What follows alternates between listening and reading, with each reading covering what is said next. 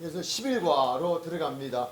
죄를 알게 하는 율법의 역할, 그래서 율법에서 자유하는 삶을 살게 해주시기 위해서 우리를 어떻게 하셨을까라고 하는 것, 의로워진 성도가 율법에서 자유하여야 하는 이유, 그 이유는 무엇일까? 그에 대해서 세 가지로 좀 정리를 해놨어요. 첫 번째, 율법은 죄의 문제를 해결해 주지 못하기 때문이다. 율법은 무엇을 해주지 못한다? 죄의 문제를 해결해 주지 못한다. 죄의 문제를 해결해 주는 건 그냥 우리의 상식으로, 뭐 누구 어떻게 해야 돼? 뭐예요? 지금 로마서에 가는 주제가 뭐예요? 복음. 복음은 누구다? 예수 그리스도다. 우리의 죄를 해결해 주는 건 오직 예수예요. 오직 복음이에요.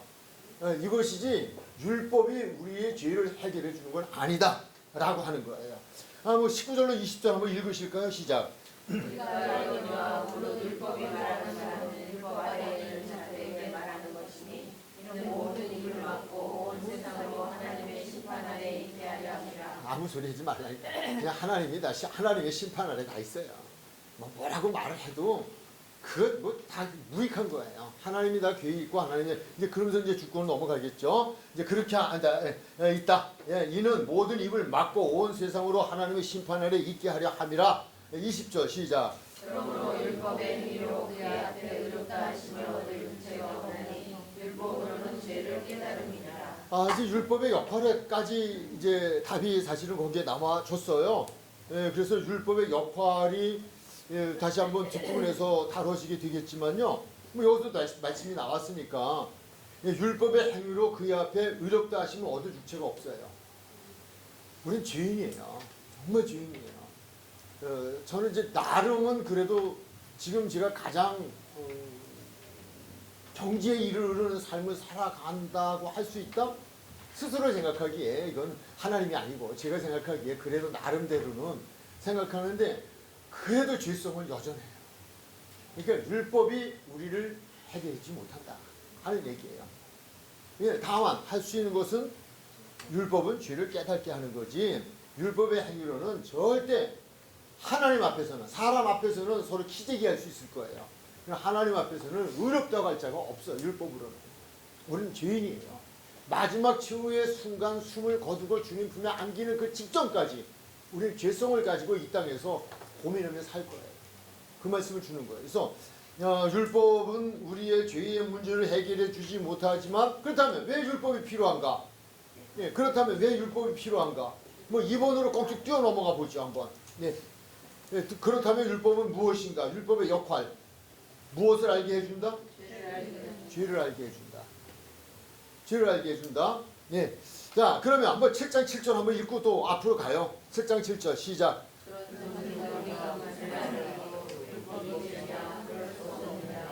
율법으로 말하지 않고는 내가 죄를 알지 못하였으니 곧 율법이 탐내지 말라 하지 아니하였더라면 내가 탐심을 알지 못하였습니다. 자, 20절을 이미 우리가 이제 알고 있는 거니까요. 7절에서 그러면서 또 우리 이제 그 말씀에 계속 나가보면 뭐 간음하지 말라, 도적질하지 말라, 살인하지 말라 이것이 있기 전까지는 이게 죄인지를 몰랐다는 거예요. 근데 이렇게 생각하시면 돼요. 우리가 예수님을 믿기 이전에 세상 사람으로 살아갈 때에는 죄가 없다고 우겨대요. 왜 죄가 없대요? 나 간음한 적 없어. 나 도적질한 적 없어. 그러니까 도덕적 윤리적으로 나는 죄가 없다는 거예요. 근데 이런 건 있을 수 있잖아요. 보고 음욕이 품어진 적은 있을 거 아니에요. 주님은 그것까지 말씀하시잖아요. 그러니까 율법, 말씀이 있으면 말씀에 보면 말씀을 읽다 보면 교회 생활을 하다 보면 그냥 다 죄야. 다 죄. 이게 이제 율법이에요. 그러니까 그 율법은 달래준 게 아니라 하나님의 백성들로 거룩한 삶을 살아가게 하기 위하여서 죄가 무엇인지를 알려주기 위한, 알게 하기 위하여 준 것이 율법이라는 거예요. 이제 그걸 해결하는 거는 그건 알려주는 것으로 끝난 거지 해결해 주지 못한다라고 하는 것.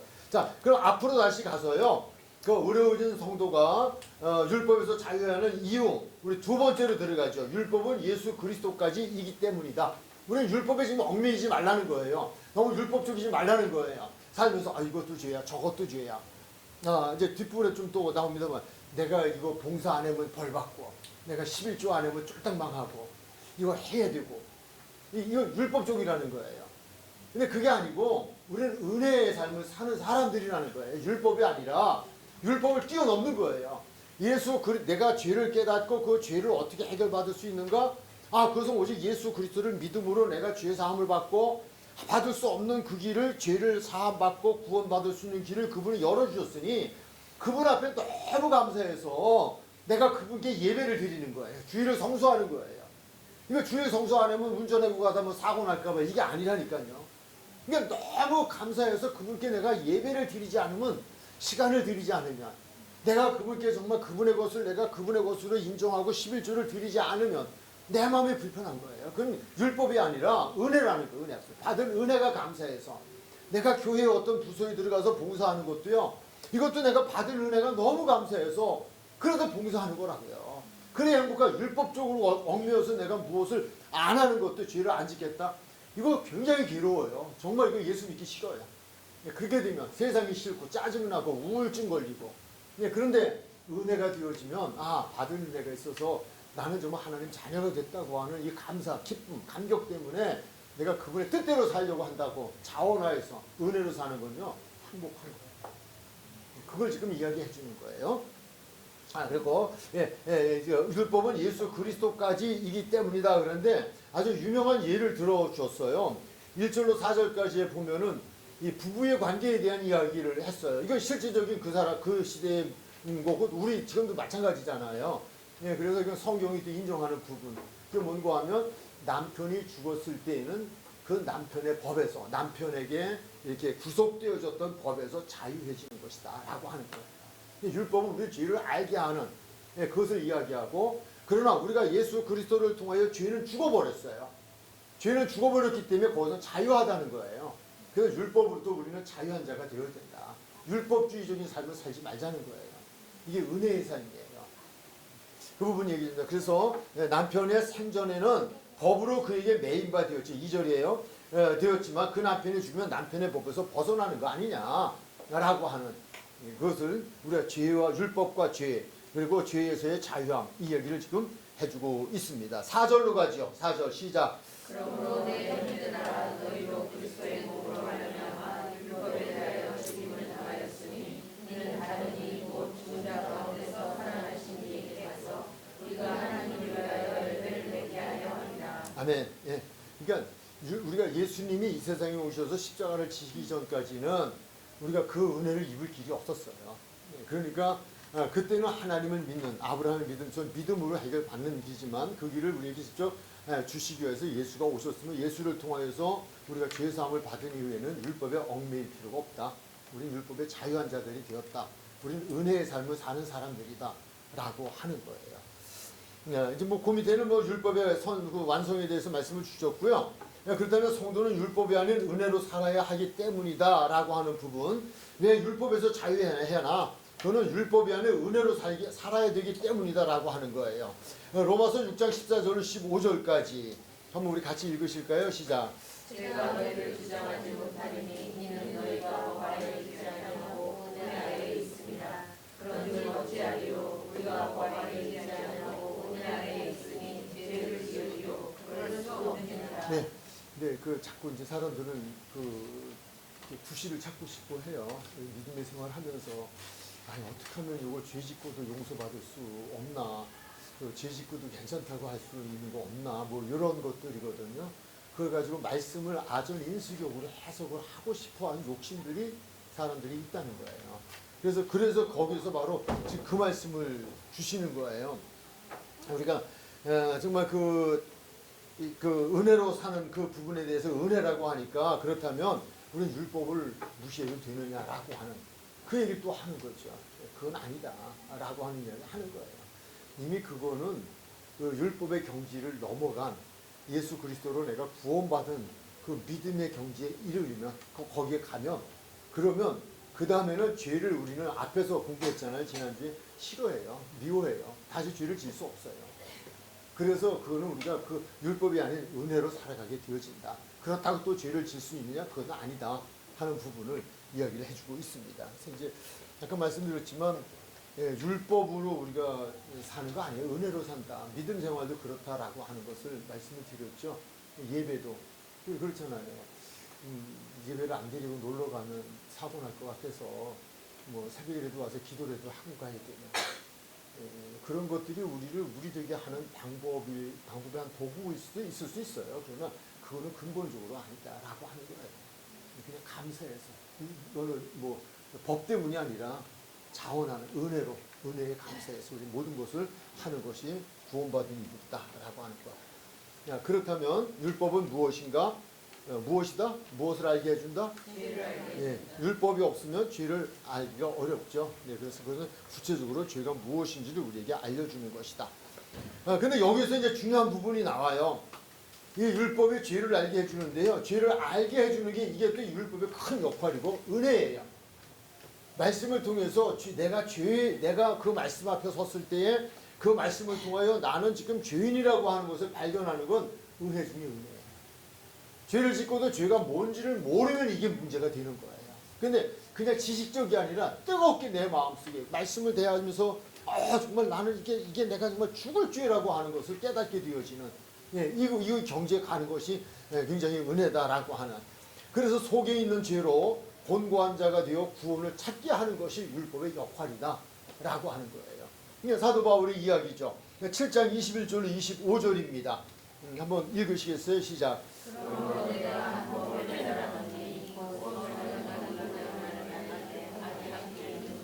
아멘. 이거 깨달았다라는 단어예요. 깨달았다. 깨닫기 전에는 알았다는 얘기예요? 몰랐다는 얘기예요? 몰랐다는 얘기예요. 나름 자기는 그래도 경건하다고 생각했고 나름 그래도 자기는 의롭다고 생각을 했다는 부분이에요. 그게 깨달았다는 거예요. 무엇을 통하여? 율법을 통하여 깨달았다는 거예요. 그러므로 내가 한 법을 깨달았다. 그건 뭐냐? 곧 선을 행하기 원하는 나에게 악이 함께 공존하고 있다는 걸 깨달았다라고 하는 거예요. 근데 그러면 안 되잖아요. 우리는 선만 있어야 되잖아요. 악이 있으면 안 돼요. 공존해서는 안 돼요. 근데 그걸 깨달았다. 22절 시작.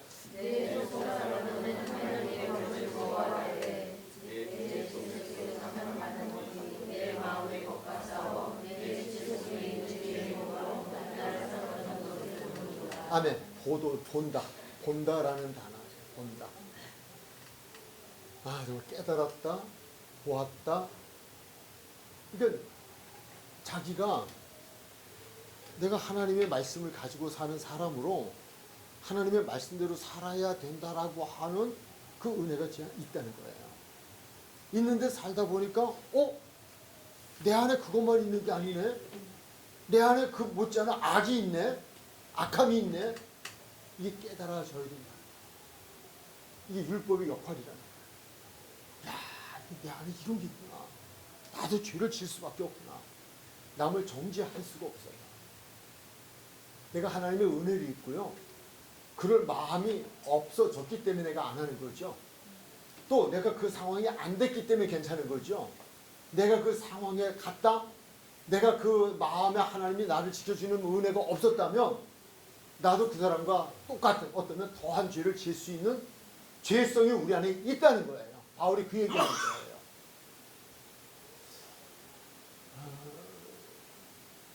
근데 저 목사는 저런 생각만 갖고 있을까? 그렇게 보지 마시고요. 자신들도 봤으면 좋겠어요. 저도 옛날에 그랬어요. 그 사도 바울의 이야기를 저도 못 깨달았어요. 사도 바울이 무슨 뭐 죄를 그렇게 많이 졌을까? 많이 생각했어요. 간음의 죄를 졌을까? 도둑질했을까? 살인했을까? 무슨 죄를 졌을까? 근데 무슨 죄를 졌는데 죄인 중에 괴수라고 할까? 그는요, 행함의 죄보다는요, 죄성에 대한 걸 다루고 있어요. 내 안에.